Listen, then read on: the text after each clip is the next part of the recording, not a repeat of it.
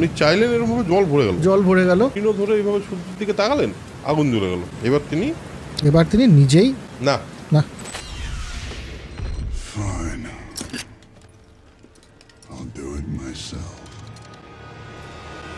গিয়ে তো দময়ন্তী দেখা করলেন, দাঁড়ালেন নলের সামনে।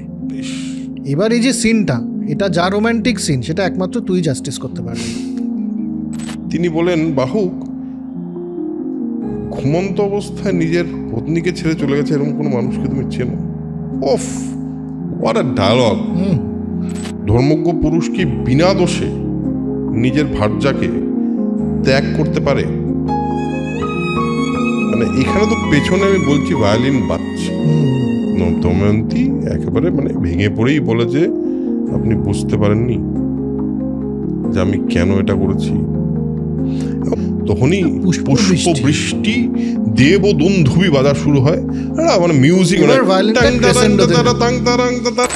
সমস্যা হচ্ছে ঋতুপর্ণ, এসব তো হয়েছে, ঋতুপর্ণ তো একটা ধোঁকার বশবর্তী হয়ে এখানে চলে এসেছে। সে অ্যাকচুয়ালি এসে বলদ হয়ে গেছে।